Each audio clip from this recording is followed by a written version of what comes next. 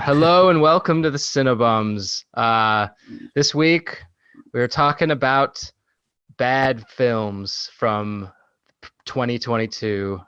We did our top 25. I hope you got to that first before you got to this, because this episode is going to be a little bit more negative, and it's going to be more talking about what's badly being done in the industry.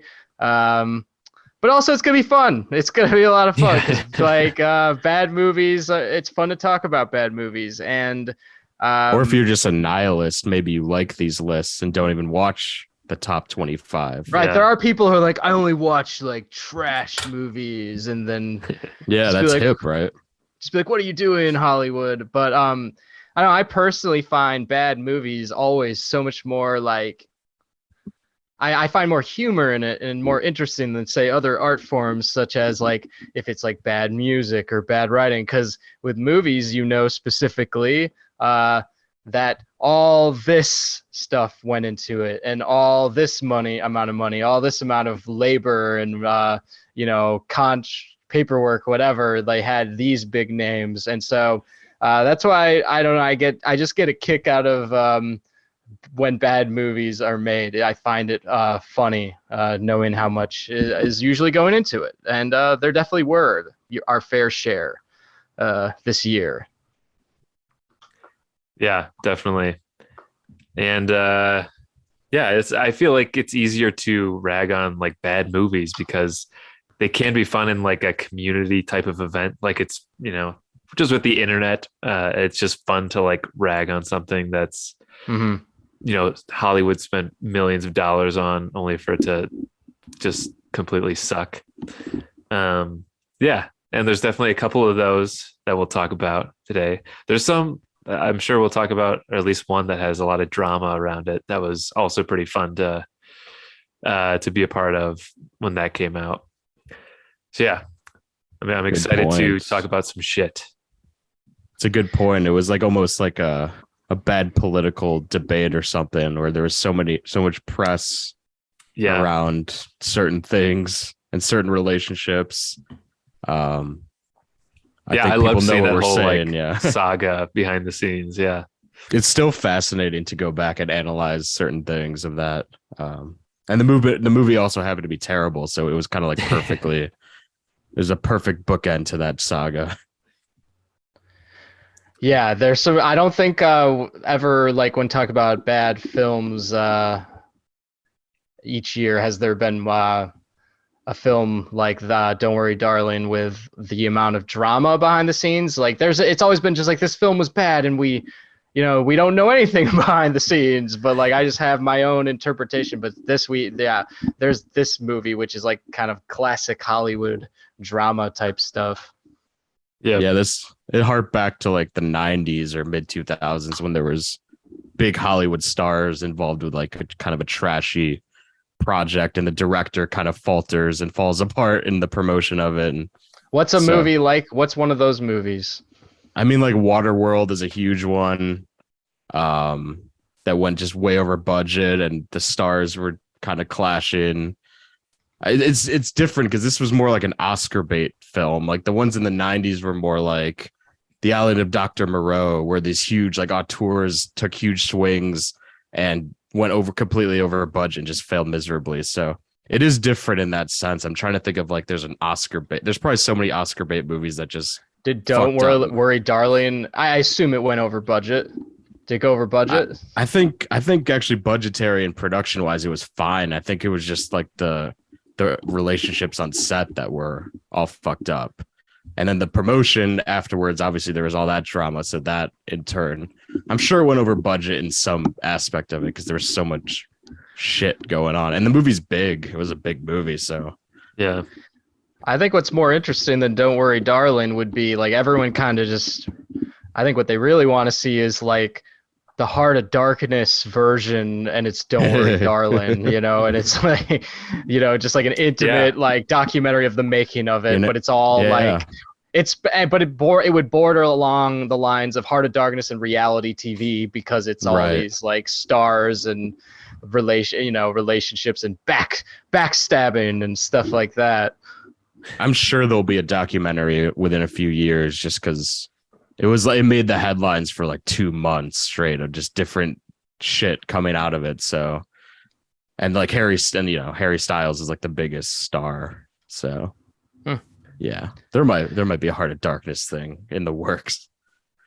Speaking of which, Coppola's movie right now is kind of what we're talking about. Like, over budget. Yeah. completely over budget. And I think there's been talks that the actors and stuff are just like really kind of fed up with what's going on. And yeah. And man, that man must be having one last crazy swing. You know what I mean? Like back to, his, when he was younger type stuff. Yeah. Like his dream project for, multiple decades. And he's, probably his last film. So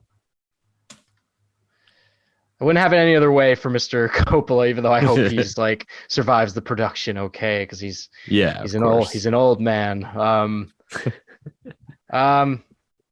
I guess in things not as relevant to current movies to report on.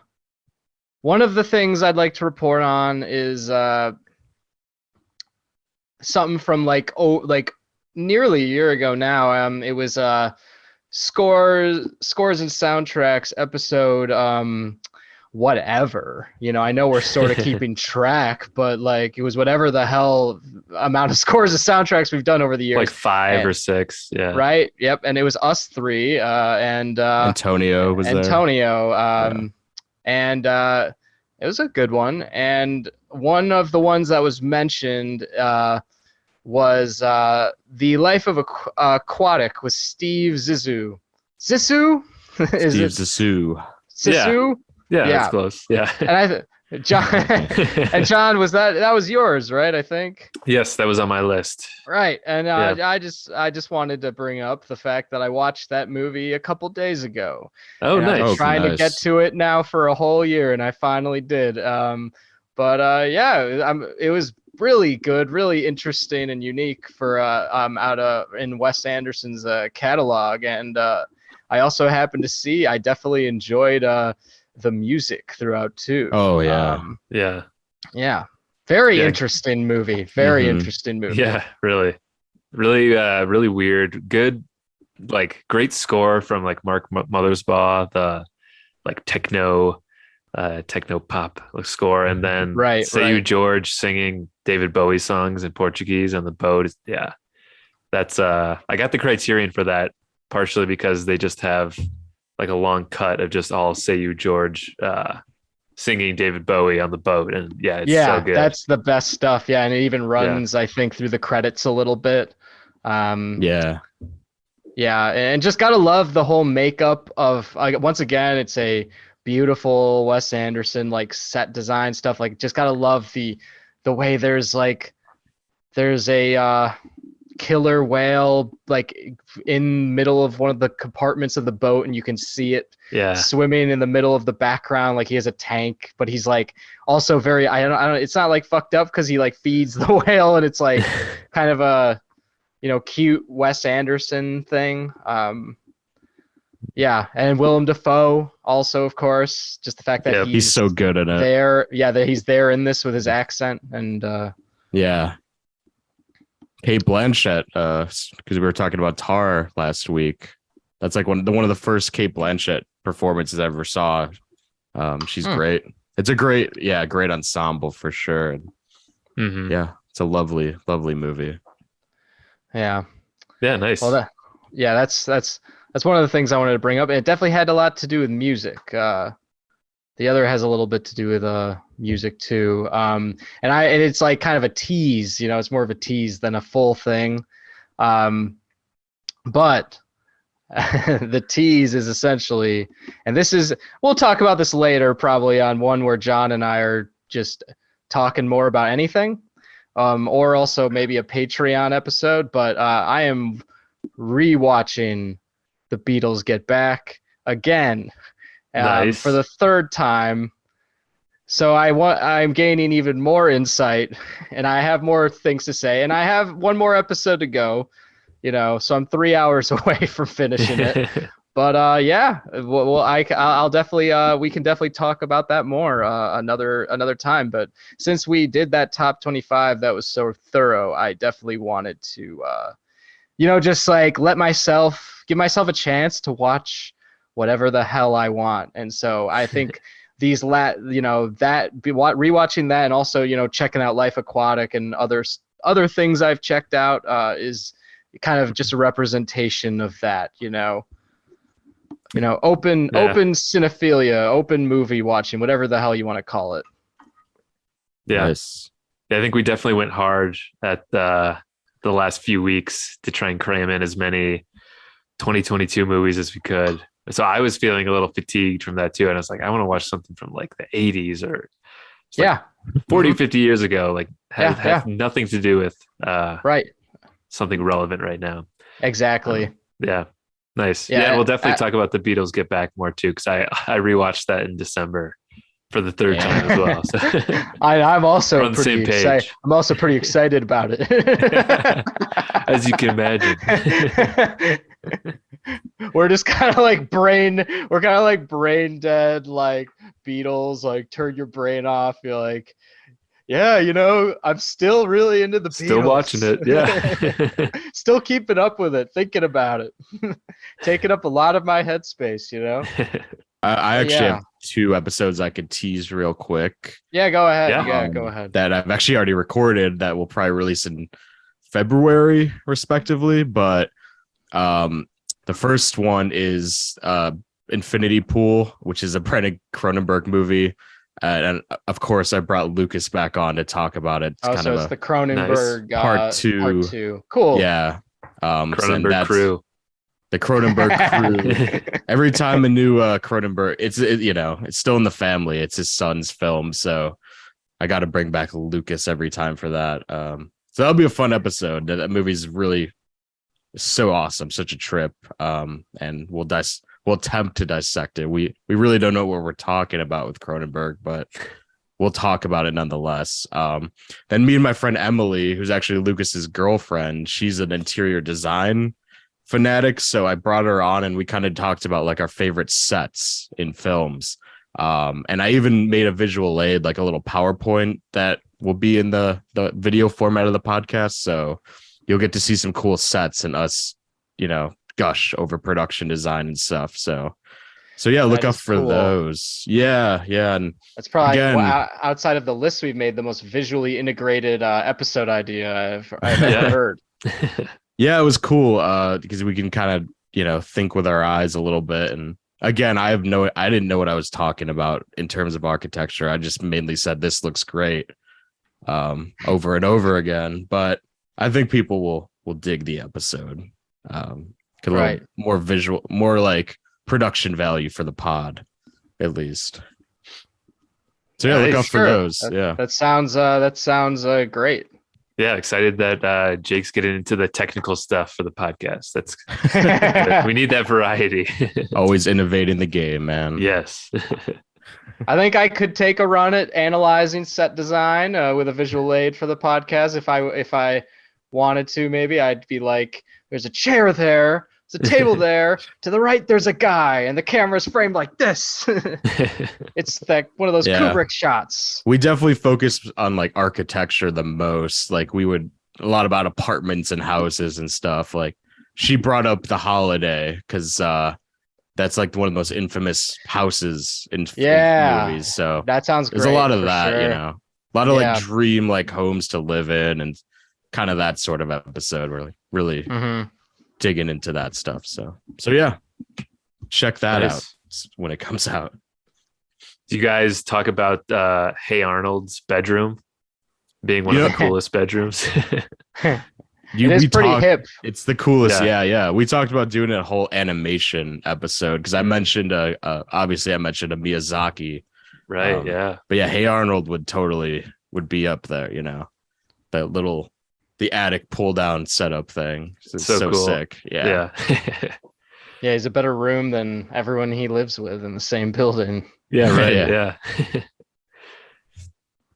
Cool. Well, excited to hear those. Check those out. I guess Should we Yeah, let's dive get into some of our bad films, guys. Yeah, you can get Jake. Go ahead and go first. Okay. Okay. So this is a funny one because this movie has a really funny title, and it's also directed by Joseph Kosinski, who directed Top Gun Maverick this year. So he had one of the best movies of the what? year. He had the best movie of the year. I'm and surprised another you guys. bad Yeah, movie. I'm not surprised you guys haven't heard about this movie because it was kind of buried on Netflix and no one really watched it. But it's called Spiderhead, and it stars Miles Teller and Chris Hemsworth. So Miles kind of came back to work with Joe. But yeah, this movie, the best way I could describe it is it's a very soulless, post-apocalyptic, semi-post-apocalyptic. It's like futuristic take on like hedonism and stuff. It's kind of like, I guess the best way to say it's like a Black Mirror episode, which means, in my opinion, that it's bad because it takes a really broad look at like a really highfalutin thing and tries to make it palatable to like blockbuster fans and stuff. And the movie is just like thinks it's really intelligent, and Chris Hemsworth is putting on like a sort of a mogul performance. And I like Chris Hemsworth generally. He's a great movie star, and same with Miles Teller, but like this movie was kind of just flat. I guess the most mind-boggling thing is that it's like Joseph Kosinski directed, he did Top Gun Maverick, and this was kind of like his movie, I guess, as like a victory lap, because there was time between Top Gun Maverick and probably another huge project. So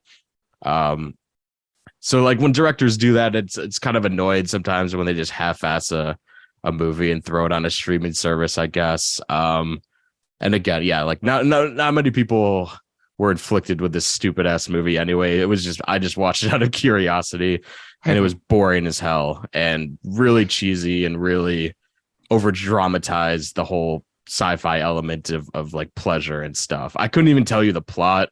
That's why I've been dancing around it. I have no idea what it was about. I was bored. But yeah, man, thank God he did Top Gun Maverick, because this was really bad. This would have been career ending otherwise.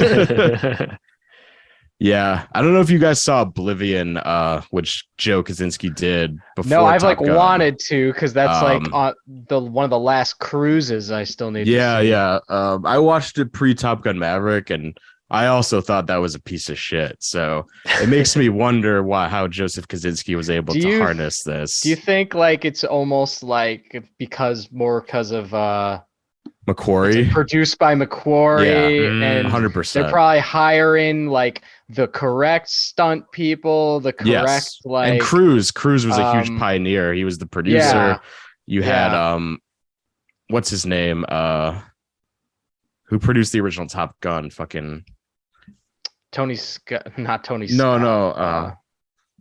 I don't know. It'll come. Jerry Bruckheimer, who did all like Michael Bay's movies in the 90s. So yeah, he had a lot of support around him, and I think it was almost impossible to make Top Gun Maverick bad. But yeah, no, yeah, he's a weird director, and this movie is just kind of baffling. So not a recommendation from me. Yeah, I have no idea what Spiderhead is. Yeah, me neither. Very eye-opening though that it's him too. Yeah. It just looks like one of those Netflix movies that just gets thrown on there, and who knows how many people watch it. But I don't know what Netflix is doing. I feel like every year they just have like the worst movies go up there with like little to no promotion, but there's like big names in them. Mm-hmm. Yeah. And then they just increase the so prices. Many people watch them just because like I don't know, they're on Netflix and it pops up, and like that's how people like decide to consume a lot of movies, and a lot of people actually like the idea of like, Netflix made a new movie, like now we could just watch it, you know what I mean? Like we don't have to go to the theater, we could just watch it, even though it's like a lot of the times like full on trash, you know what I mean? But it'll say like this is #1 in movies, but it's like it's something terrible, and you're like, how is that #1 in movies? It's just because everyone has Netflix, there's a lot of people where Netflix has become their theatrical experience because they don't go to the movies anymore.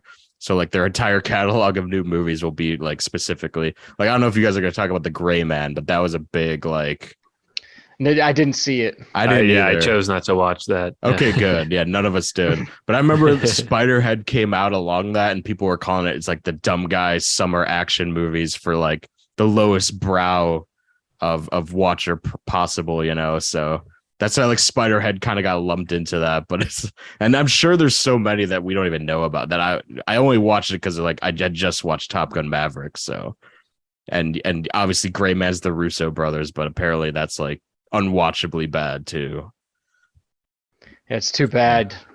You were like, Spiderhead could be even better than Top Gun Maverick. Who knows? I had some friends who actually liked it back home, like who kind of like those dumb guy thriller action movies, and that's kind of why I threw it on. But it was like, yeah, it was nothing. There was nothing to it. All right, well, that's a good first one, guys. Yeah. Or a bad first one, if I might say. Spiderhead, as Michael Scott once said. I think it was in the roast episode, and Jim was like, Michael said Spiderhead in some weird context. I don't even know what it means. Why'd he say that? I don't know. I don't know. But when I was watching the movie, all I could think about was Michael Scott. I want to know the context behind that line so bad. I'll post it in the. Yeah, I don't remember that. I'll post it to you guys. It's Spiderhead. It's a very obscure Office reference, but that's what we always do that, don't we? See, I don't even know. I don't even know it's that almost one. too obscure. Yeah, I'll try to find it. Yeah. That is. It's the most obscure one. Spiderhead. Anyway. For some reason, like I don't even know why. Yeah, what is the context? Yeah, I know. Like usually there's not a lot of context for the things he says, but this one there's like none at all. Yeah, literally none. Peacock does have those like I think they're called like super fan episodes where it's like the extended versions of the Office episodes. Maybe it's one of those. I'll send it to you guys so at least you'll be able to know what I'm talking about later. All right. Well, let's move on from the Spiderhead then.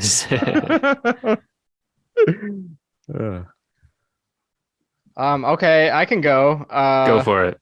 My first one, I'm just gonna like get this one out of the way because I've talked, I talked about it extensively on an episode last year, towards the end of the year, because I saw a trailer for it and I was like, I couldn't just stop talking about what I thought was wrong about this this film / documentary.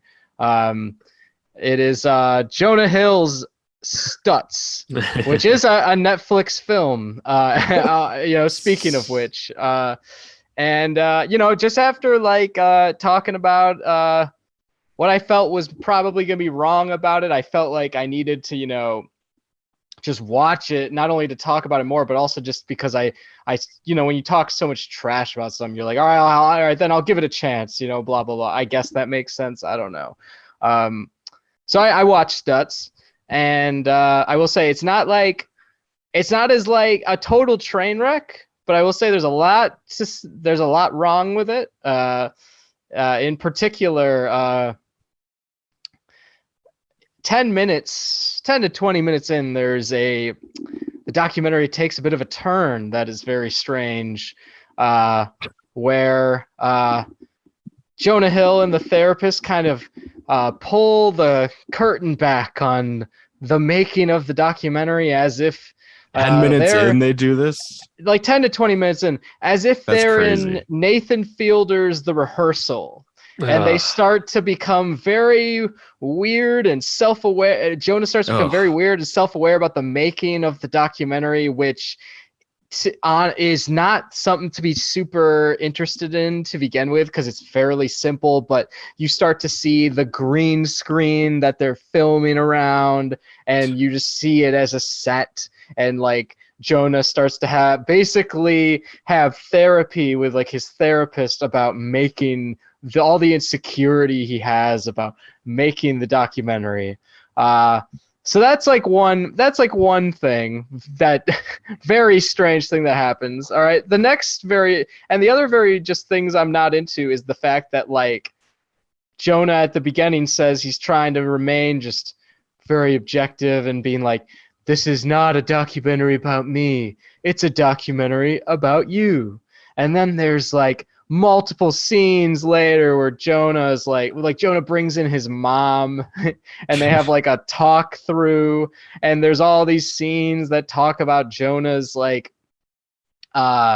insecurity about being overweight and all that stuff, and how that image always stuck with him as he went through Hollywood and stuff like that. And so it's like, all right, so this is a documentary also about Jonah Hill. And so along the side of those, all that weird stuff is kind of some actual good stuff. Like it's almost like a PowerPoint presentation from this therapist Stutz about like with actually kind of very charming animation where he talks through things he tells his patients basically. And he actually has a lot of very beneficial things to say, like actually things that I would like write down for myself. I'm like, oh yeah, that's like great thing to use to work on, blah blah blah. And like there's a section on it's like, you have to try. It's very important to be grateful. And I was thinking to myself, I was like, wow, yeah, I'm never grateful. Like, you know what I mean? So like quick fix right there. You know what I mean? It's like stuff like that, so it's like very good. But I feel like those things in the context of this film, which isn't really anything overall, like it's not like a complete film, like those should be their own YouTube videos or something like that, and not have all of Jonah's weird things around the side. This shouldn't have been a complete experimental documentary as it's trying to be. This should have just been a series of like YouTube videos where this therapist Phil Stutz is talking about these things, because I do think this all could be very beneficial to people, and it is very smart, but not in this documentary. You don't need to see all this whole documentary just to see those things. Also, one more thing on top of it, Jonah Hill finds Phil Stutz very funny in maybe the way that, say, Martin Scorsese would find Fran Lebowitz funny. But Phil Stutz is not that funny. He's just kind of like a normal guy with a bit of a maybe New York accent, and kind of has a lot of dry older guy humor, and it's not that funny. But Jonah's always just dying to the whole documentary, and it's kind of sweet. But overall, I'd give this documentary maybe a D+ to a C-. In total. I know we don't usually give ratings, but I'm just where did that come from? I'm just trying to summarize. Luke's gone rogue. I'm just trying to summarize my thoughts. Yeah, I'm going Fantano in the middle of this, but I'm just trying to summarize how I basically say that I did feel negative about it, even though I did have all the I want to. So all the positive things I had to say about the documentary don't don't outweigh the bad, I guess. Well, I would give Spiderhead 2 out of 5 bananas on my scale. 3 bananas. Yeah, everybody has a different scale. Yeah. Yeah, Jonah's going through a rough time career-wise, because he has that new movie with Eddie Murphy I watched the first about 30 minutes, and it was very unfunny, and he wrote it too, and it's very unfunny. Really winky, and really Jonah's got like a kind of a hip nature surfer kind of energy to him, and that's what came out in this movie. And I turned it off immediately because, I didn't want to see that. But yeah, Stutz also looks awful. So poor Jonah, I guess, is the moral of that. It just seems like there's more and more, just because of how things are nowadays, with so many like niche and weird things, and especially with how popular therapy is now, that there's just a lot of like self-indulgent celebrity creative projects now like this. Right. Like there was also a couple years ago that there was some Netflix documentary called like Have a Great Trip or something like that. And it was just interviewing a bunch of celebrities on their like psychedelic trips. Oh yeah. they've had, That and was it was just like, terrible. Yeah. what is this? Like, does anybody care about this? Mhm. It was just for these like celebrities to sound, cool or whatever, because they took Right. mushrooms and then went to Joshua Tree or something, and something weird happened. So yeah. I'll go off that like for another thing I watched just real quick, which is like a good version of this, and it's like celebrity like mental health stuff. I watched that like Selena Gomez documentary, My Mind and Me, and I thought that was actually like for someone who's that huge was actually like as down to earth and like I understood like what she's going through more than like for someone that huge, I was like, okay, this is like, I really understand where she's coming from here, and how fucked up her like life is being this famous, and stuff. And like, I'm like more empathetic for like something like that, I guess. It felt just very real, it felt authentic. When Stutz is like trying to be like I said, all like weird and artsy and experimental and all that, like the rehearsal section of it and all that weird stuff. Interesting. All right. I guess is it my turn now? Yep. Yeah. All right. I will bring up, I don't know if you guys are planning on bringing this one up too, but Amsterdam, the David O. Russell. I definitely movie. was. I was not, just because it's one of those that I don't remember a lot from it. Me neither. Yeah. And that's part of the reason it's on my list is So I'm hoping you guys were going to remember something. Yeah. You guys know anything? I am freezing up.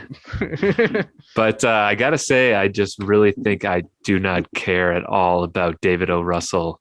And this is coming from his past few movies that I just, even with Silver Linings Playbook, which I didn't, it definitely wouldn't be on like my worst of list. Another but there's another like mental health movie. Oh dear. I hate mental health and therapy, man. It's all a sham. Yeah, we are very we do seem to be very right on the mental health stuff over here right now. For the record, I give therapy a gold star or 10 out of 10 ice cream cones. Amsterdam, I really just do not care about these movies. I remember American Hustle too. I forgot about it completely after it was over. I did not care about American Hustle, but people like love that shit for some reason. They really do. I think it's all like the movie trailer. Like I remember the trailer for that looked really cool. Yeah, it was the like Led Zeppelin was playing and all that. Yeah. It was like these 4 stars at the height of their career, whatever, and truly, yeah. Jennifer Lawrence has that accent, Yeah. Everyone was obsessed with Jennifer Lawrence then. And then, you actually see the movie and it's just a dud. And yeah, that's kind of this too. It's got such a great cast, but it's just like, what is the point of any of this? Yeah. Christian Bale, Margot Robbie, John David Washington, De Niro, Anya Taylor-Joy, Rami Malek, Chris Rock.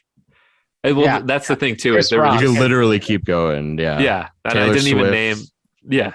Everyone. Andrea Taylor Riseborough, Swift, Mike Myers.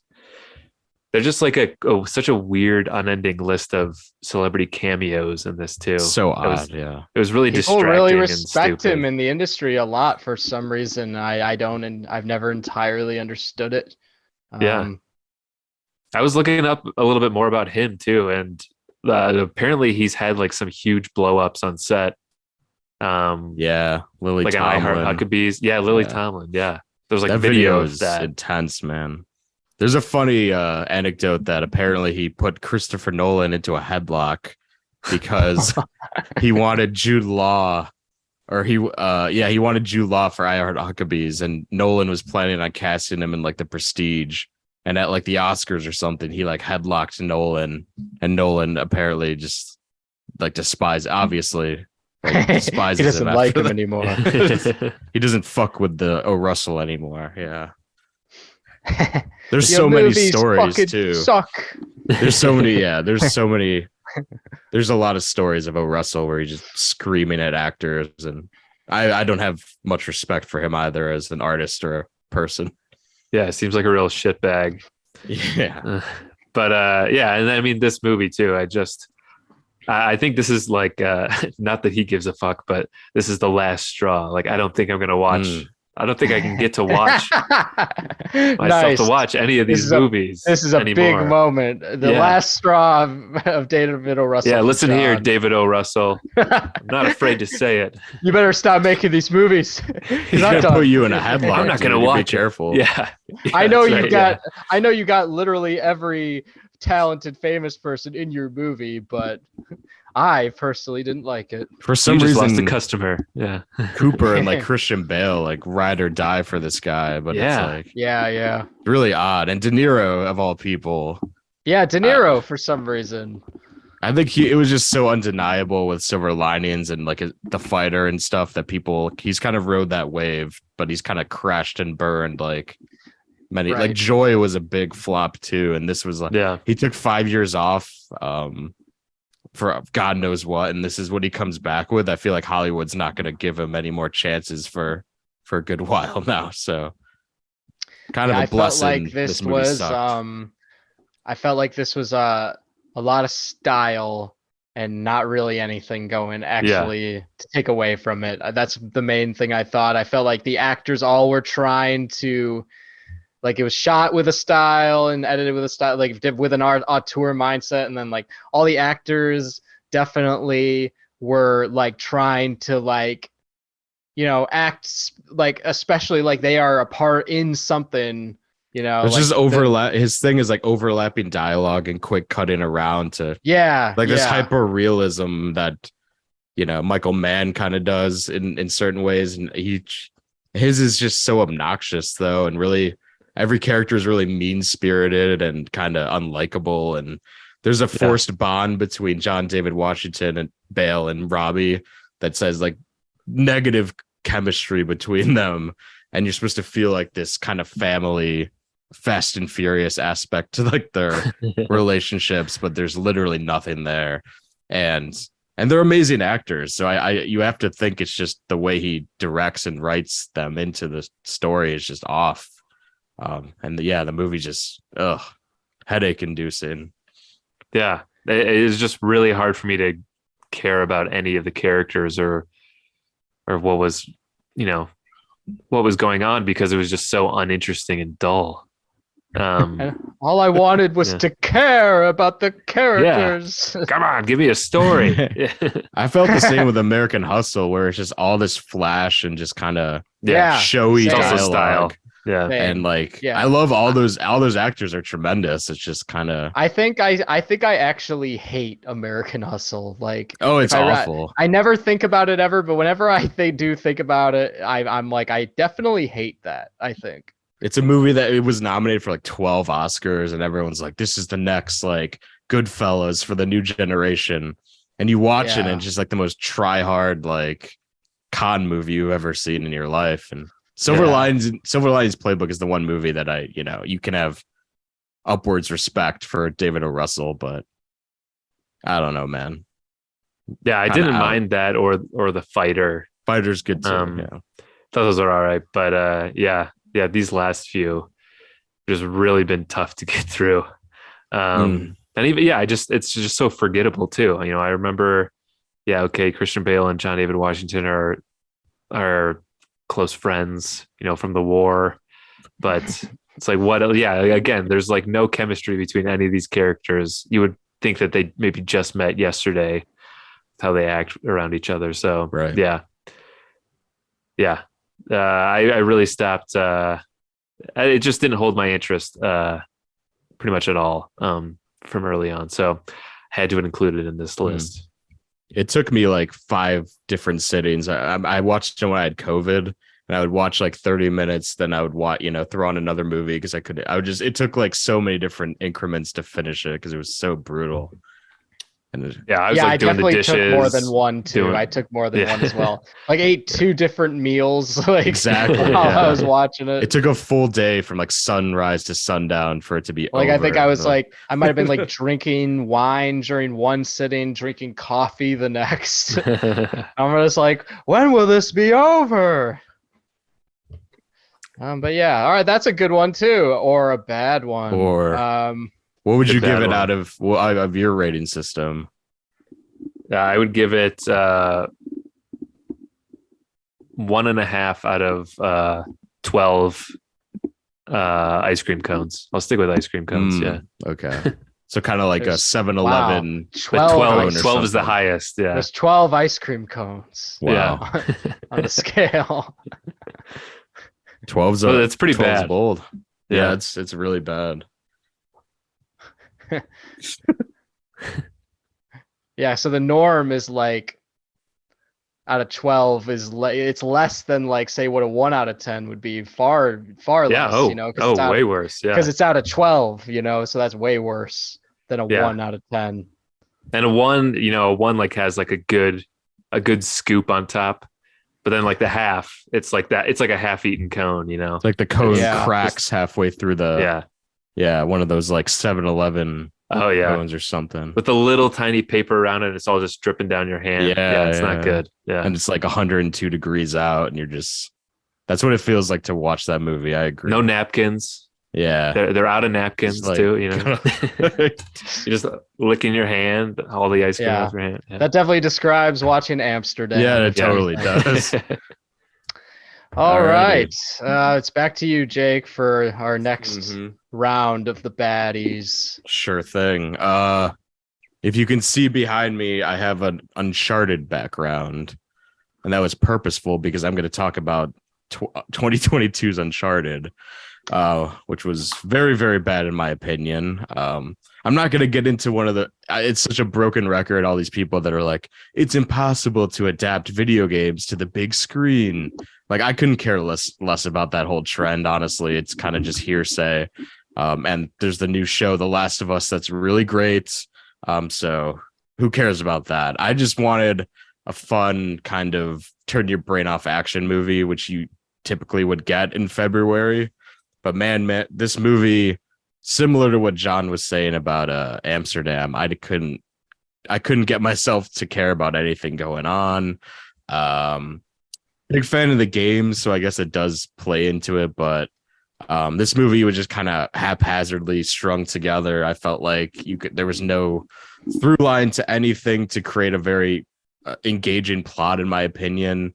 I mean, I've ripped on Tom Holland a lot in my life, so I don't really want to go after him so much, but I think he was very, very miscast for this role. I think he's a very charismatic guy, but I feel like there's more of a grizzle that was lacking in his performance. More of like, we need more of a Harrison Ford, Brendan Fraser type to play Nathan Drake, in my opinion. Marky Mark is kind of like one of those actors that's kind of fallen off the map and does his own weird, conservative propaganda movies. And then when a big director calls him in, he'll do like a silly blockbuster like this. So Mark Wahlberg isn't a big ticket item for me these days either. So this movie was just kind of dead on arrival, like there's nothing to draw you in my opinion, unless you're like 15 years old and you love Tom Holland from the Spider-Man movies. But yeah, and each set piece was kind of very uninspired. The pirate ship thing has been done to death. The plane sequence is just all stripped directly from the games.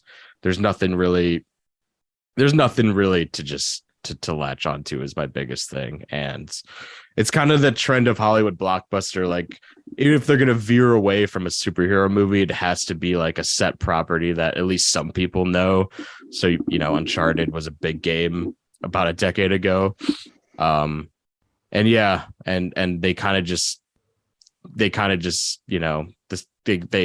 a half-baked script and a mediocre director and sees what happened. And it sucks. I think it's 1 out of 12 blueberries, nothing really to write home about. And I hope they never make an Uncharted movie ever again, is how I feel about that. Yeah, fuck it. This one was also on my worst of list too. But I'm glad you mentioned The Last of Us because that I have been loving the Last of Us show. Yeah, it's a Naughty Dog show property too. Yeah. It's kind of like saved them for their. I thought John was gonna be like, I'm glad you mentioned the blueberries though. Yeah, good call on the blue. Yeah, the thing I pulled out of my ass like mid sentence. Yeah. But I feel like with, I mean, I am also a big fan of the games and all of like Naughty Dog games. You know, The Last of Us too. Yeah. But the thing is, like I feel like The Last of Us works because it's like a interesting story and it's like a good story. Yeah. When I play like the Uncharted games, I don't really give a shit about the story all that much. Like it's more about, I don't know, the gameplay. Like I don't care necessarily that we're going, except maybe in the fourth one, I thought that one was better. But it's like I don't really care about this random pendant that Sir Francis Drake lost or whatever that we're trying to find. You know, I don't always care about that specifically.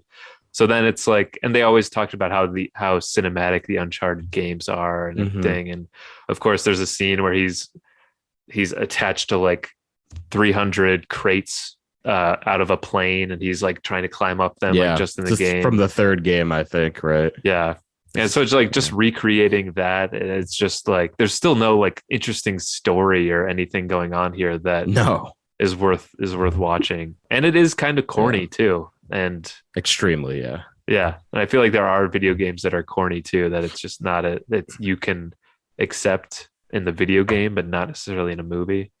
But yeah, I won't go too far down that video game adaptation rabbit hole, but yeah, I also just couldn't stand this. And I feel like it's been talked about being made into a movie for so long now because they know it'll make money, but yeah, I feel like that's the only purpose of it, really. Even when I was like 12 and I was playing Uncharted 2 and they're like, people were talking about adapting it, I'm like, this is already the most cinematic game that you could ever play in your life. Like, what could add to it for being a movie, you know? It's already so, like, if everyone said, oh, it's like you're watching a movie, then you make a movie off of a game like that. It's kind of a losing battle to me. Yeah, I'd just rather play the game. Yeah. Yeah. Last of Us is amazing though. I'm really enjoying it. Yeah. And also, this is just a random thing, but Nathan Fillion. Anyway, he's a huge fan of the Uncharted series too, and people like fans really wanted him to be playing Nathan Drake because he's a fan of the series and he looks so much like him. And he made like his own sort of fan video. So yeah, if anyone out there hasn't seen that, watch that. It's pretty good. It's not, you know, probably better than the movie, right? Yeah, it's way better than the movie, and it's clearly like just a very small budget independent thing that he made. But yeah, it was way more exciting than this movie was. Well, it's a big age gap for casting because Tom's like my age and Nathan Fillion's probably like 50 at this point. So. Yeah, I also found it weird that they had Tom Holland be Nathan Drake, and I guess it's because they wanted to start with a younger Nathan Drake, but it's probably more so that they just wanted Tom Holland because he's Spider-Man and he's a huge star. But yeah, it's a big ticket item, man. Yeah. It sucks. Yeah, that's it. Yeah, I don't have a ton to personally say about it because it's one of those I just really turned my brain off when I watch it and didn't think about it all as it went down. Do you air fry some chicken during it, you know, and cleaned up your room, stuff like that? No, I was unwinding for sure, but like I definitely just had nothing to think about any of it. You know what I mean? It is one of those movies. Yeah, it's like, what do I even bring? I think I was just kind of happy to be watching a stupid movie and like that had action. I was like, wow, there's action sequences in this. You know, there's all these fight scenes. You know, I was kind of like. And those aren't that bad, you know, so I might have enjoyed those, you know. They're like, they're very passable. And you know, and I think Mark Wahlberg's just him being there made me laugh. You know, That's Mark true. Wahlberg is kind of funny, and yeah, I just kind of thought it was a kind of sort of fun, not enjoyable, but like I had fun at moments, and I thought it was, but it was a definitely stupid movie. I definitely didn't think it was true to the games at all. I don't even play those that much, but I thought it was kind of obvious that it's a movie not being true to any sort of source material, because there is no material in the movie, like really. They just kind of plucked out like set pieces from each game, kind of, Right. where he climbs stuff or he's being chased by bad guys. Well, and especially the way the story is set up, in it, and the way the characters meet, I just feel it didn't seem to come from one of the games necessarily. Mm-hmm. And I do think originally it was supposed to be Bryan Cranston. Yeah, in he's the Sully role, which Yeah. is like perfect casting, really. God. But then, somehow he drops out and they go with Mark Wahlberg, who it is funny to see him in this, but he's just totally not right for that character. Yeah, the whole teaser where he has his mustache at the end is kind of just like so laughable. What are they doing? What's the like one-liner they have about drinking at the bar? I forget. Mark, there's no way. Why would we remember that? I can tell you that. Mark Wahlberg has some Spiderhead. one-liner that he has spider face. He says Spiderhead too for some reason. Give me a spider head on the rocks. Spiderhead on the rocks. Yeah, so I think that's enough about Uncharted for me. I don't have anything else to add. Yeah, so go watch The Last of Us instead. Okay. My next movie I have talked about before, so I won't like go crazy or anything. Or maybe I will. I'll just I'll find something to go crazy about, but we'll see. Because my next movie is Lightyear. It's very sad to have to put a movie with about Buzz Lightyear on the worst of the year list. Yeah, that's depressing. Yeah, and I think there is maybe like, I think maybe my connection to Buzz and all the Toy Story stuff may influence me to dislike this film more, like that there's worse films out there, like, because when I think about it, like Amsterdam is so much worse than this, you know what I mean? But like, because I don't care about it, about Amsterdam, and I do care about maybe a Buzz Lightyear movie more just because of the childhood connection, I think I was more offended by Lightyear being lacking originality for the most part. I can't say poor quality. I mean, because it's Pixar, Disney. They put a ton of animation budget into it, so you definitely see that as you're watching it. I just felt story-wise, I found nothing really interesting or necessary about Lightyear, just because of that, was kind of annoyed that it was a movie, because I felt like it had no real connection to the old Buzz Lightyear at all. Jeez. It did Tim Allen dirty, man. Didn't cast him and just shat all over his work. Right. And also, if you listen to Tim Allen in the press, he agrees with me. Tim Allen and I agree. Oh, yeah. I think there's probably a lot more that you guys wouldn't agree on. Yeah, exactly. I didn't even mean on the movies. I just meant we generally agree on. Yeah, on most things. Yeah. We voted together and all that. I tend to look to him for advice, but yeah, he has great insight. Yeah. But overall, I would give Lightyear 12 out of 100 roses. So that means it had to have, even though there's 12, it needed 100. It's still a pretty full bouquet of roses, though. But that's not enough. It's like it's got to for fill a out wedding. like a It's for like a pool of- wedding. Yeah, it's nothing. Damn. 12% then. 12% I gave it a 12% on Rotten Tomatoes. Yeah, pretty much. On Rotten Roses. Yeah. Yeah. Lightyear also spawned one of the dumbest controversies with like conservatives that like Ben Shapiro that hates Disney, because apparently there's like a kiss scene between two women. And so there was all those protests from like conservatives and, Christians who don't want to expose their kids to LGBTQ stuff in Disney movies, that's like the only thing people talk about that movie for. And that they're like, oh, it sucks. And it's also, yeah. So it kind of just made the world a lot worse, that movie.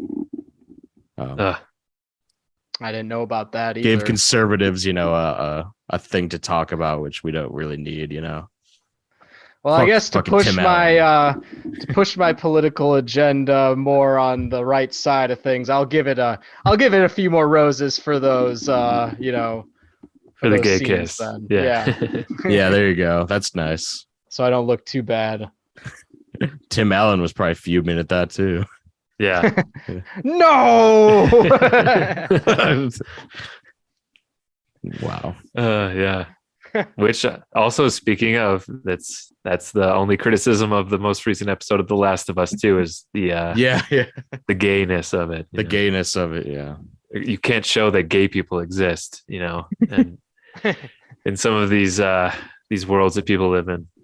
It was one of the best episodes of a show I've seen in a long time, though. For me, it was beautiful. Yeah, really great. Caught me off guard. Yeah. Yeah. That's enough about Lightyear. Every time a movie ends, like, let's stop talking about this now. Yeah, let's just stop. We're just wasting life on each movie. All right. I will bring up one that I think you guys maybe would also bring up, but it's The Bubble, the Judd Apatow movie. And yet again, we have another big, talented cast in a really big stinker of a movie. And again, it's also like COVID related too, which I'm just so over, I'm just so over it. Yeah. Like we all lived it and like experienced that. We get it. Like the realities of it were, there's enough stories or things to talk about already. We don't need more of that. And yeah, so this, of course, this has Karen Gillan, Iris Apatow. I don't know why they're like the first two billing on Letterboxd here. Also Fred Armisen, Maria Bakalova, David Duchovny, Keegan-Michael Key, Leslie Mann, Kate McKinnon, Pedro Pascal. I totally forgot he was. Right? Damn. Yeah. I guess they're like the main ones, but right. Yeah. Story about a film production in the middle of COVID, and it was again really boring, unfunny, waste of talent, and especially Judd Apatow, who I think we're all fans of, and he's done obviously great things even recently too. I mean, I think was King of Staten Island his most recent movie before this one? Yeah, I think so. Yeah, that was really, during COVID, right, when that came out. Yeah, that's right. That was like one of the first like non-theater movies. Yeah, King of Staten Island I really enjoyed too. And yeah, this one was just this is one of those comedies where I feel like comedies, maybe more so than other ones, are easier to watch when they're bad, but also more grating because the jokes just never land. And yeah, that's kind of how it went with this. You don't really know how it happened when you have these like funny, talented people all together, but somehow it did, and it sucks. Yeah, and I guess it just shows comedy's still hard, I guess. Comedy can be hard. Yeah, even if you have the king of comedy movies at the helm, you know what I mean? Like, yeah, the greatest of his generation makes one of the worst comedies in a long time. It's pretty depressing to see. You know what? It's also because like he's never done a satire like this before. I feel like he was just out of his wheelhouse, kind of. Right, I know. Yeah. Him and McKay just should steer clear, and I think this will be harder to say to McKay. Yeah. But he's never going back. Steer clear of the satires, I agree. Yeah, Don't Look Up, I think, was one on our worst of list last year, or 2 years ago, whenever that came out. Yeah. Yeah, I would give the bubble 7 out of 84 bubbles. Oh, nice. You can incorporate the Yeah, I'll incorporate title there. its own title in it. Yeah. The bubble scale. The Apatow bubble scale. It gets a 7 out of 84.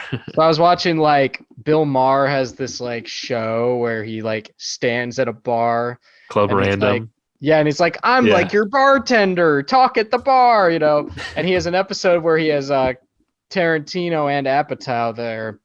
And of course, you know, Quentin like talks the whole fucking time. And everyone just watches Quentin talk. But then there was like a comment that kind of like annoyed me, and someone said, God, to even act like Judd Apatow is in the same league as Quentin Tarantino. And I was just like, I never even comment on things, but I just said kind of fuck it. You replied to it? I replied. I was like, shut up. Bitch ass. It was just That is a such an stupid, annoying, stupid comment, you know, one of those. Yeah, that's Yeah. horrible. I mean, if you're talking about the bubble, I guess that would make sense, but The bubble versus Once Upon a Time in Hollywood, if Yeah. you're saying that, then Judd doesn't look very good, but Judd, of course, you know, Judd's done Funny People and stuff like yeah, that. So Funny People is an all-timer. Yeah, we can forgive him for the bubble, I guess. because he had more bubbles on his other movies. Yeah, Funny Yeah, People. Funny- That's That's up there in like the 70 bubble range. that's you like a know, 70, 79 out of 84 bubbles right there. Near perfect bubble ratio. Yeah, really. All right, this is where things get a little controversial because this is a somewhat beloved film. Definitely garnered a lot of awards attention. But I don't think you guys have actually seen this movie yet. But I'm going to talk about The Whale, which is Darren Aronofsky's new movie, and I'm genuinely always really excited when he releases a new film because he's a very eccentric director. He always swings for the fences and kind of forgoes any subtlety in his movies, and half the time it really works, and the other half it kind of falls on its face, in my opinion. And The Whale is one of those that really fell on his face for me. From what I've seen, it might be his worst film so far. And there's a really good narrative going around about this movie about Brendan Fraser and how hasn't been acting for the past decade or so, you know, kind of took a step back from Hollywood. So I support that narrative, and I support his campaign because he's very good in the movie. And he seems like a very genuine and just caring person in general. But this movie, man, is just very disingenuous to a very just taboo subject matter. Essentially about a man who, semi-spoiler incoming, he is basically on his deathbed from extreme obesity, and the movie kind of takes place over a week period where he kind of reconciles his life choices and tries to make amends with his daughter and stuff like that. And it's adapted from a stage play, so it's very stage like. It all takes place in his apartment. Characters kind of come and go and play off of Brendan Fraser's character. But yeah, this movie is just so laughably on the nose with its subject matter and metaphors. It's very mean-spirited towards obesity, which, you know, could definitely work for like a cautionary tale sort of movie, but this was sort of like demonizing. I mean, the title says it all. It's kind of like demonizing this man who clearly went through traumatic things in his life. And obviously, you know, you're supposed to empathize with him, but just the way that it's going about is very, it's kind of exploitative for the subject matter, you know, for like a really bad epidemic in the country. And yeah, there's a lot of like poorly timed jokes about his weight, and there's a lot of just really extreme tonal shifts that kind of are used to heighten like how shitty he feels and how shitty we're supposed to, you know, perceive his character. There's just a lot wrong with this movie that, it's almost impossible to adapt. Like the play is probably just atrocious. And I know like Aronofsky said he saw the play like a decade ago and was so moved by it. But I could just imagine it being the most like straight out of playwriting school sort of bullshit. Like how could I, cause an audience to cry on command sort of thing, where it's just kind of like a forced tearjerker sort of thing. And yeah, again, I hate saying this because Aronofsky's a director I very much admire. Like Mother had a similar reputation where it was very mixed amongst people's reactions, and I'm one of those people that really loved that film, but The Whale just kind of missed the mark. And it's kind of feels like Aronofsky went backwards and kind of caved into all this perception that people have of him, and kind of like all of his worst instincts as a director who goes for it every time. This is kind of like the worst version of what could possibly happen, in my opinion, which is controversial because a lot of people love this film and love Brendan Fraser. So it's tough to talk about, but yeah, that's it for me. It's like, he eats a lot of pizza in the film, like pounds of pizza. So I'll give it 3 Domino's pizzas out of 20 Giordano's. So that's, take that for what it is. Interesting scale there. Yeah. always gotta compliment the scale choices. So that would be like a 3% out of 100 if you were to factor in the conversion rates. Oh, we know how much Giordano's is worth. How many whales out of 80,000 whales would you give it? Out of 80,000, man, probably like 2.5 humpback whales, orcas. Wow. I give Avatar: The Way of Water like thousands of whales. Thousands of whales. I have not seen The Whale. Me neither. But I know I follow in the press, like, the narrative for sure heavily, because it's all, the talk is about Brendan Fraser and this performance. And I did see the clip of him at the Globes, and he's giving his like speech, and people are just like weeping for this guy and applauding so much, for his like turnaround in his career. And like, good for him and all, but it is such a like Hollywood thing that's going on. That's like, and I like, good for him and stuff. It's just this movie sounds fucking depressing, and not like enjoyable or anything, like not like an experience where I'll gain anything from it at all, where I'll learn. That's a lot of Aronofsky films, they're all bleak and they're all kind of nihilistic in some ways, but they could be done elegantly and very truthfully, but this movie just felt fake in every regard, and I get not liking Aronofsky as a director, like I totally understand that, but yeah, this was just a bad choice for everyone involved, but Brendan's back, which is good. I mean, he's going to be in the Scorsese movie next year, so that's cool. He was in that Soderbergh. I don't know if you guys saw that Soderbergh movie, No Sudden Move, but he was in that, and it's cool. Yeah, forgot about that. It's cool he's back, It's just this is not the right movie, in my opinion, to kind of announce your big comeback to acting for him, Even though he's good in the movie, it's just he's representing kind of a very disingenuous piece of art, in my opinion. Yeah. He also seems always like he's in a very he's in interviews right now. He seems like he's just in a very intense place. After doing this, he's a very emotional very guy. Serious.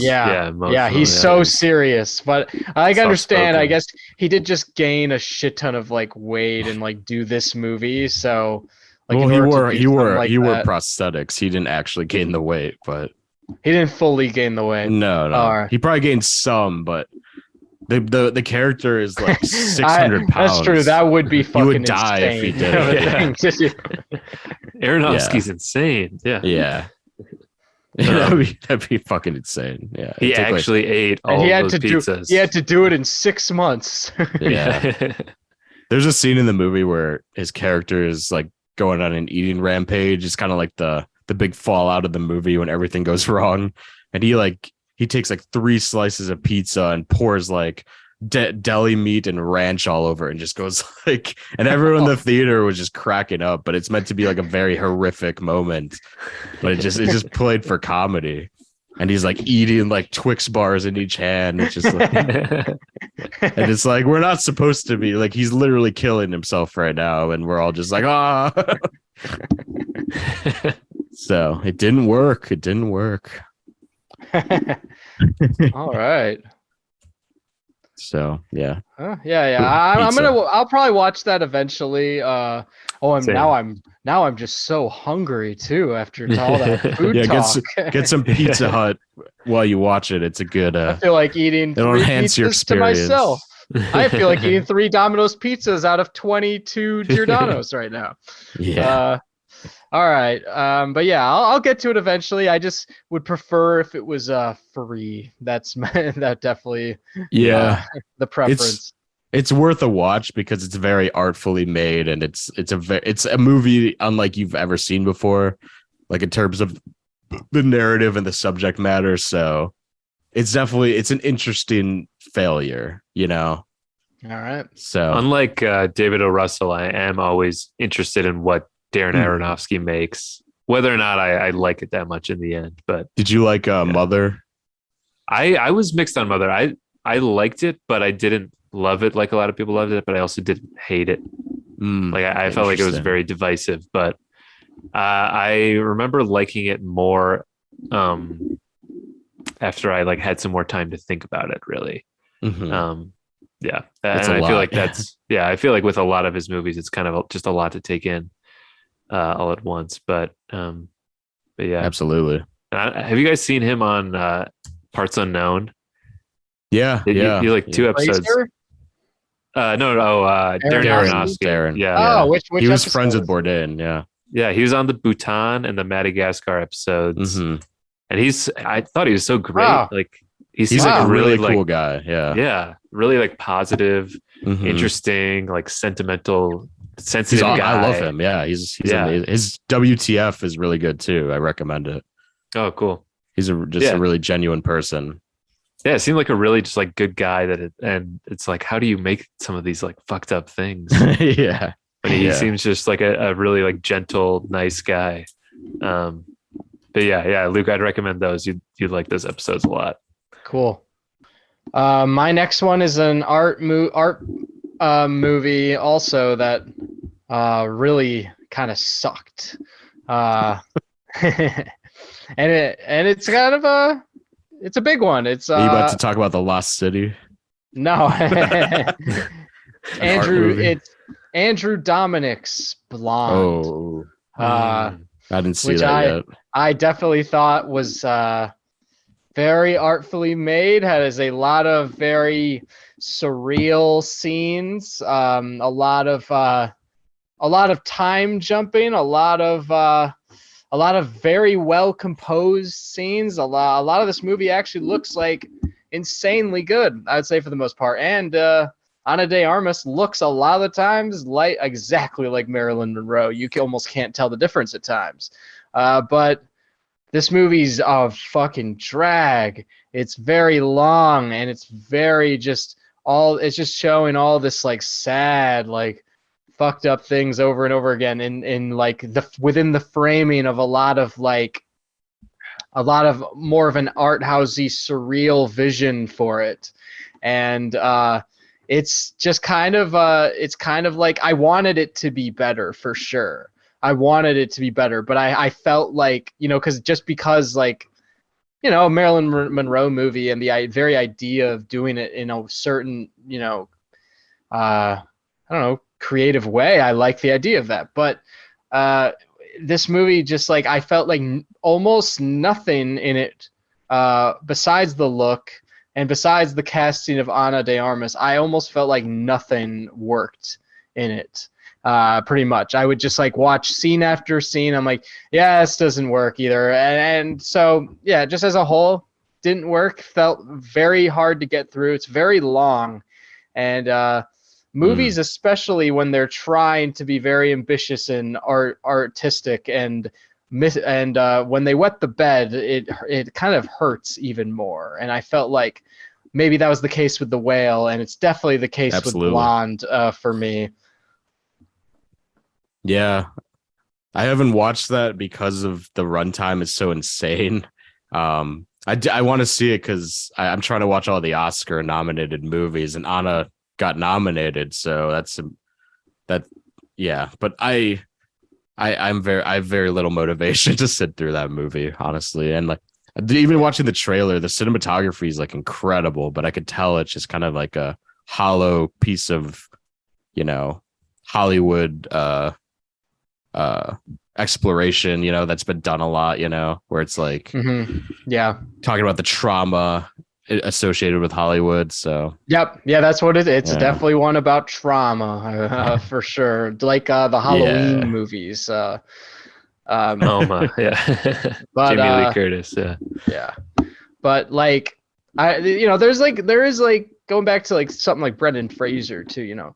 There's such a culture among Hollywood, especially when these award times come around, where they are so supportive of everything that each of them are doing, no matter what the hell it is. For instance, like Colin Farrell, he wins his Golden Globe. Yeah, he gets on there.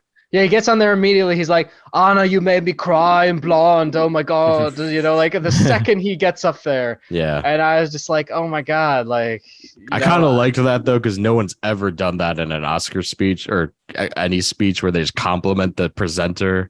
And Colin's such a nice guy. I feel like they kind of do sometimes, though. I feel maybe not the presenter, I've seen like so many. Maybe I'm thinking of their fellow nominees. No, yeah, they'll say it to like the people in the crowd, but Anna was just presenting she had nothing to do with anything, and he was that's true. I think that's more of his like good-natured. No, he's just it's mainly the Colin thing. Than his judge of filmmaking. No, I think he's just a good guy, and I'm sure she's. Like you don't think she's great in the movie, like performance? No, she's good. She is really good in the movie. Right. It's just everything she's in the middle of is like just kind of just not working at all. So that's it, But it's of course, is good in the movie. Yeah, but it's for nothing, It's not really for anything. Right. Okay. Have you seen Andrew Dominik's other films? Like no, Jesse James? I have not. I'm a huge fan of him, and so I was like really excited because it's been like a decade since he's made a movie, and it kind of sucks that this is what he came out with. Like Jesse James is so good. Like I highly recommend everyone watches the Jesse James film. It's amazing. Okay. It's been on my list for a while. I haven't gotten to it. I saw it at the New Bev actually last year, and it was the print. The cinema. It's like Roger Deakins' best looking movie in my opinion. It just looks so good. Just man. So yeah, that sucks that it's that it's not good, Yeah, I mean that's all I have to say about it. What's your rating? Lipstick maybe? You could use lipstick or something. I don't even know. It's like 1 out of 13 female sneakers or female dress shoes or something like that. High heels. Stilettos. Yeah. Is that what those are called? Stiletto. That's a kind of shoe I know. Kind of woman shoe. I mean, you just tremendously impressed me though there. Good pull. I have a vast knowledge of women's sneakers. Don't ask why. All right. How many more do you guys have left? I got one. Yeah, more. I could talk about one more. What is it? Is it the one I'm thinking of? Is it what we talked about earlier? A little bit? No. You could talk about that. Okay, then I'll talk about that because I was going to talk about Death of the Nile, which I would. It's an honorable mention on my list. I probably liked it more than these other ones I'm mentioning, but again, it's the theme of my list is like ensembles apparently, and they and there's been some bad ones and not so good ones, and Death of the Nile was one of them. But instead, I'll bring up a different one that we talked about a little bit earlier. Don't Worry, Darling.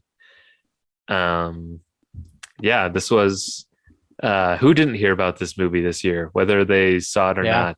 I think a lot of people saw it still, even with all the controversy, just because curiosity. But yeah, this one again is another ensemble cast, but I would say it's well, I guess it's very heavily on Florence Pugh and Harry Styles, who Right. Everyone's probably seen the videos of Harry Styles where his accent is kind of changing throughout his dialogue. Yep. I haven't really seen that. I should see that. Oh yeah, you should. Yeah, you can't really tell where he's supposed to be from, or what his voice actually is, because it's always changing. But I think a more superior actor in this role would have helped the movie a little bit, but not enough. Shia. A good movie. Yeah, Shia LaBeouf. Yeah, and of course there's some issues with him, which was probably shitty on Olivia Wilde's end. That video that came out about her trying to convince Florence Pugh trying to convince Shia to come back to the movie, even though Florence Pugh wasn't comfortable with it. Yeah, she threw Florence like under the bus. Yeah, which it sucks because she is far and away the only like good thing about this movie. Yeah, for real. She's genuinely really good and does well with the material. And yeah, this is like a movie just taking advantage of the woman power movement, like women equality and overcoming the patriarchy, and also tying in these weird sci-fi aspects that was really just kind of silly and goofy at the end. Oh boy. It's also like not that unique of a concept either. Like it's very Stepford Wives.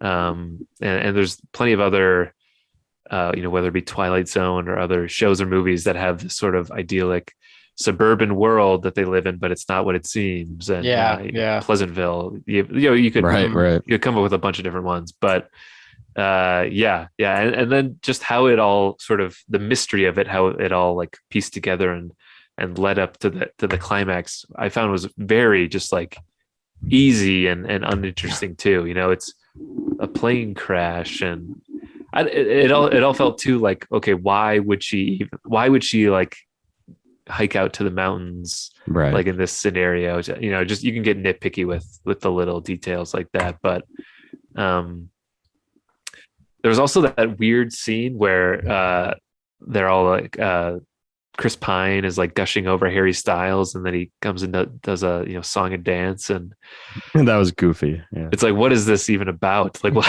Like Harry's just dancing like a maniac, and it's supposed to be like this cult is taking over their lives, and you just don't feel that dread at all. You're just kind of laughing at Harry Styles' acting. So this was a fun one to hate watch, I guess. Mm-hmm. Not necessarily hate watch, but had low expectations because of what I'd heard about it, and then but you have to see it because of all the drama, which was also entertaining. And that's one of those times where it's fun to be on Twitter for a while to look at all the memes and stuff. But that's Don't Worry, Darling. Did you guys see that in the theater, or was it on HBO Max when you watched it? I watched it on the Max. HBO, yeah. Yeah. So when I saw it in theaters, it was like the opening weekend, and there were definitely a lot of industry people there, like because you could hear people applauding during the credits for certain people. So it was like a packed house, but yeah, most of the movie people were just kind of laughing at Harry Styles' acting. And the weird plot escalation towards the third act.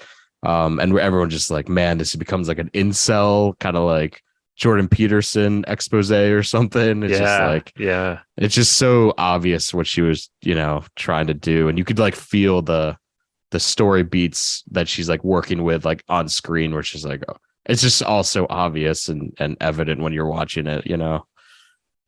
Yeah. I give it 2 out of 44 abusive husbands. Oh, there you go.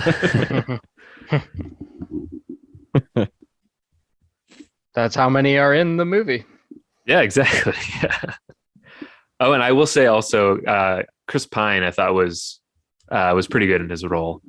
He did what he could. Yeah, I do like Chris Pine, and I thought for being sort of this like crazy cult leader guy in this scenario, I thought he did pretty well. But yeah, overall, not a good movie. All right, so then it's back to Jake. Yeah. Okay. All right.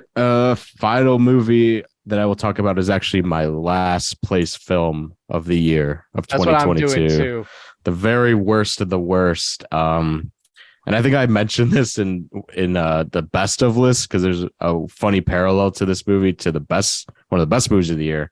But my worst film is Pinocchio, directed by Robert Zemeckis. And so odd that we had 2 adaptations of Pinocchio this year, and thankfully one was outstanding. But man, the Robert Zemeckis thing is just, it kind of goes to show that his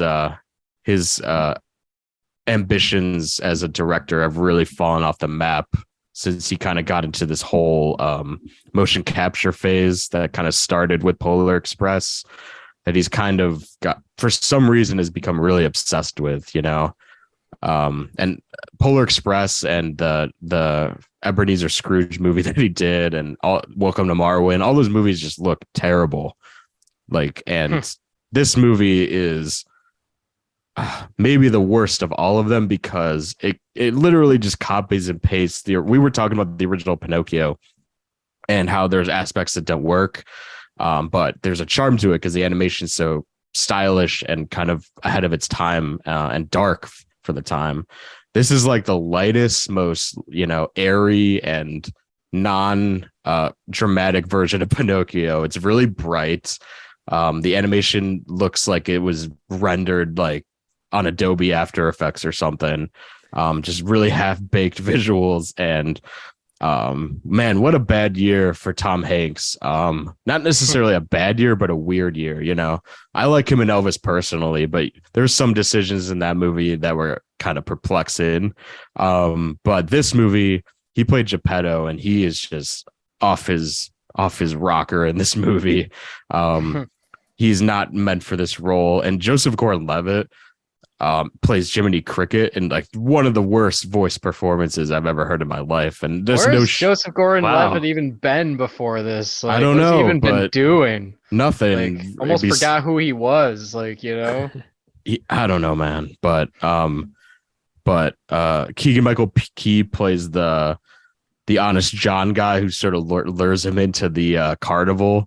That's funny. That's funny. He's terrible. It's terrible though. Like, I don't blame them. I can see that he is one note for.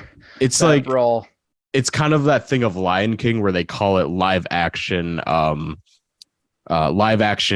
animation sort of thing, where it's really all animated, but it's all done with real actors.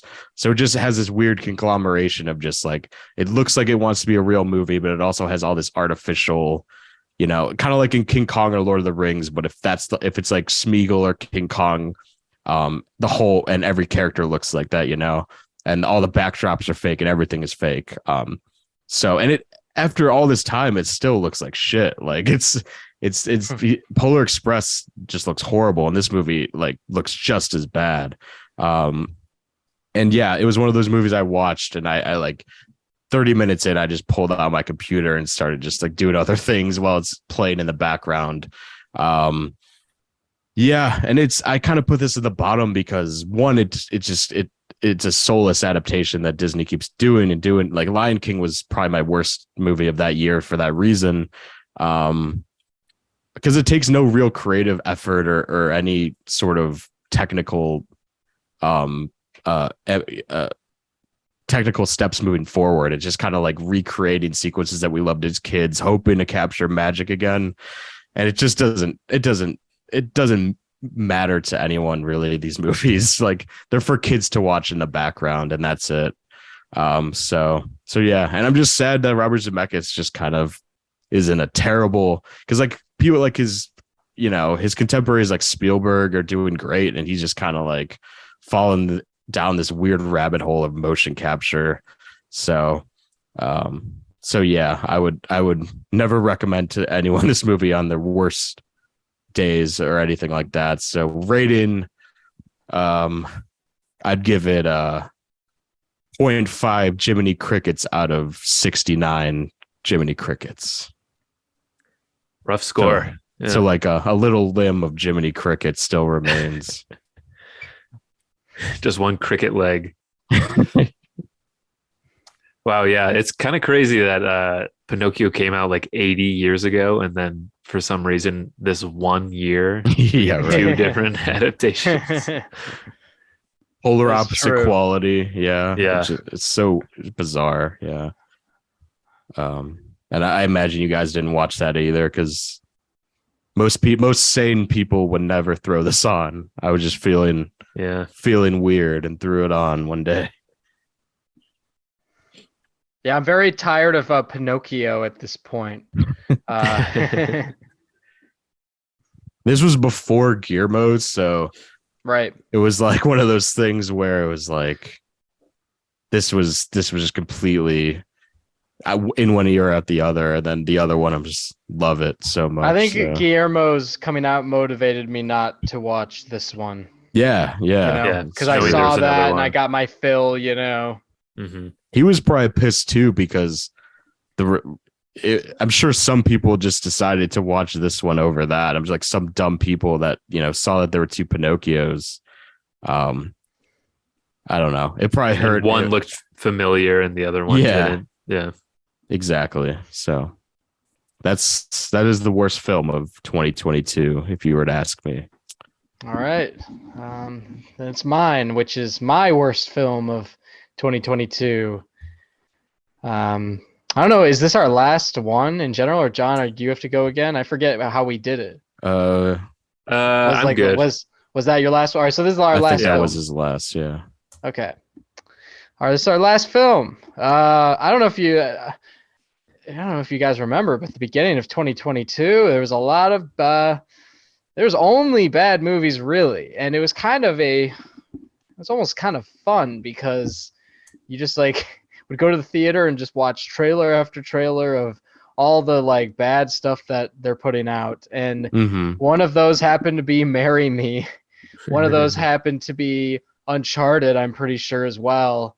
Yeah. And there were. I'm trying to think of another one before I mention.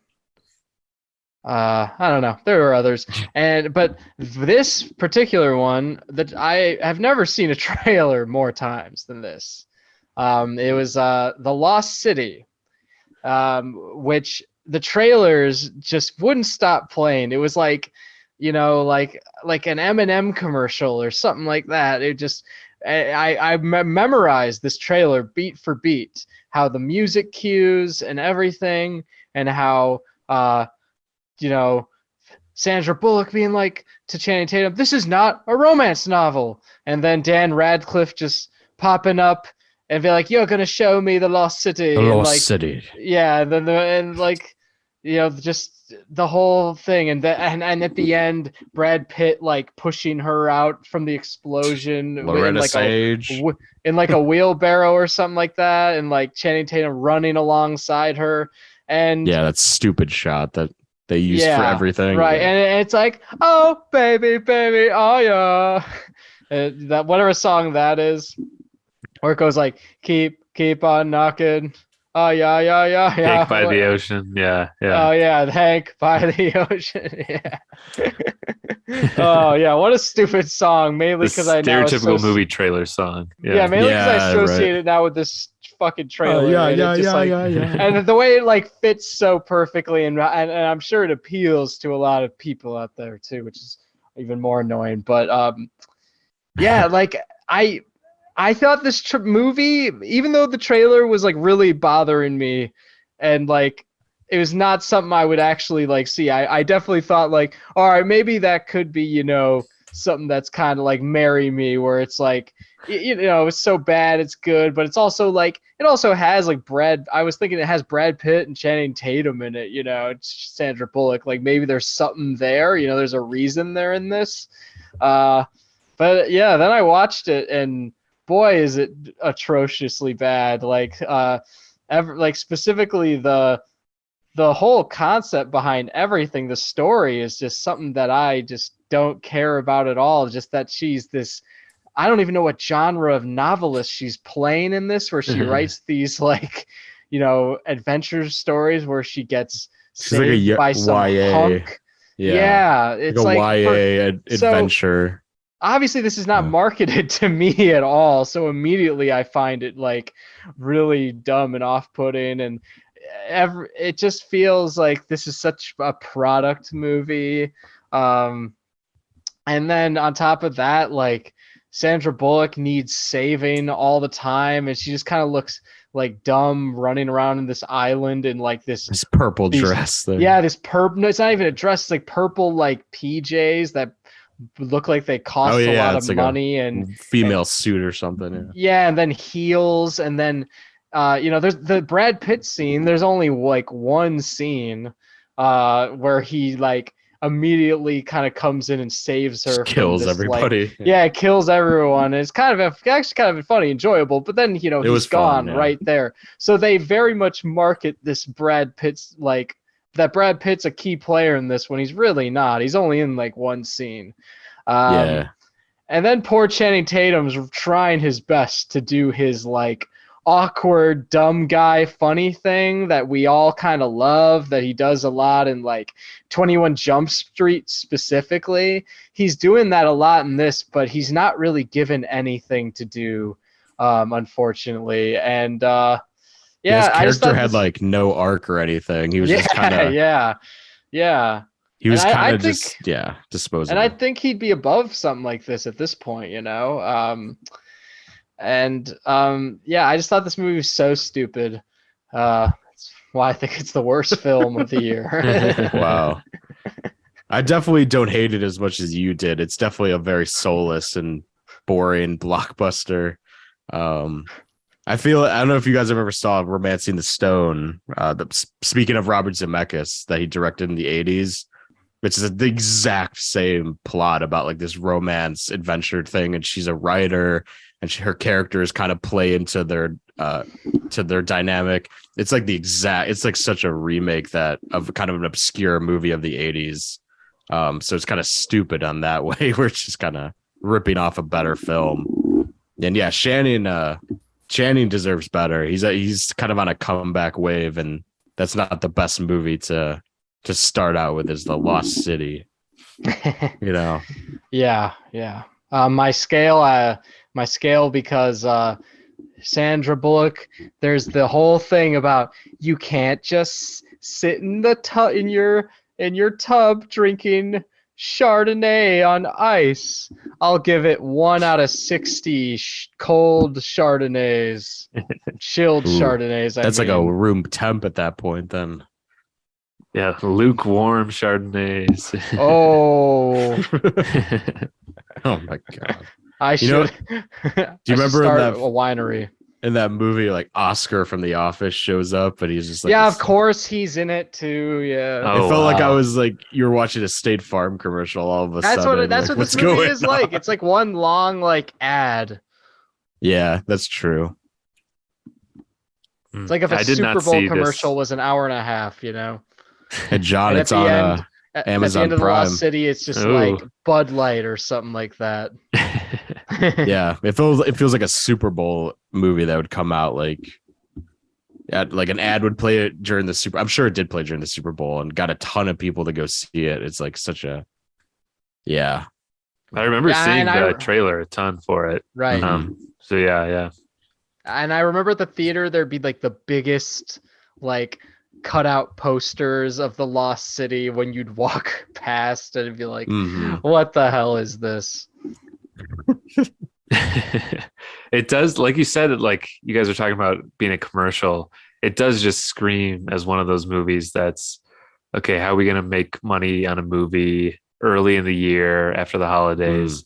Let's put Sandra Bullock and Channing Tatum, two people that people know and like, and throw them into this wacky scenario where they're, deep in the mud or whatever. It's just it just seems like a business decision to make this movie. There's nothing right. There's no artistic merit.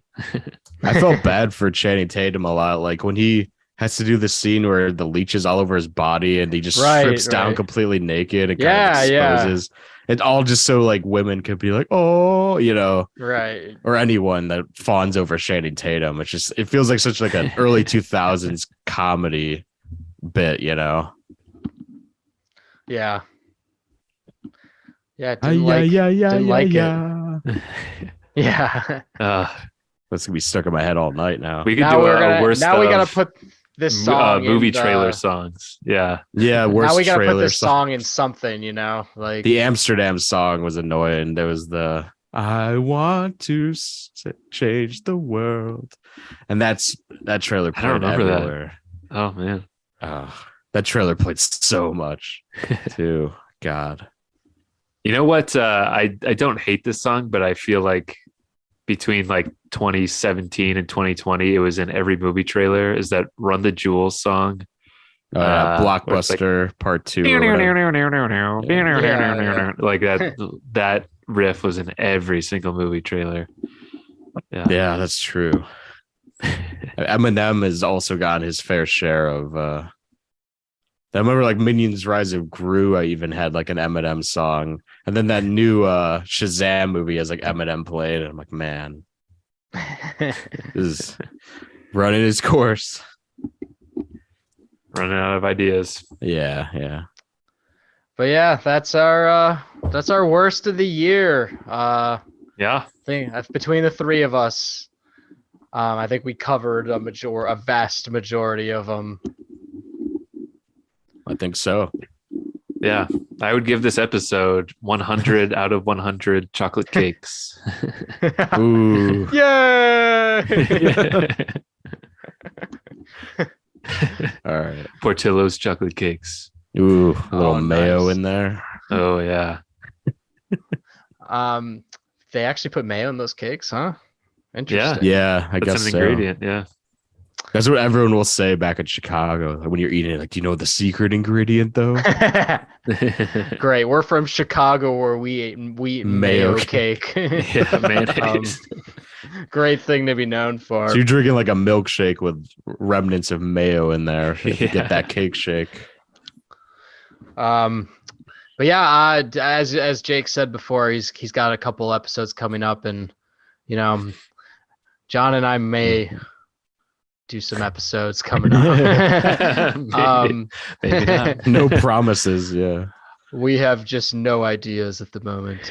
But in the meantime, though, like in the within the next month, we are going to be back as a group again, doing the Bummies. So keep an eye out on when we decide to drop some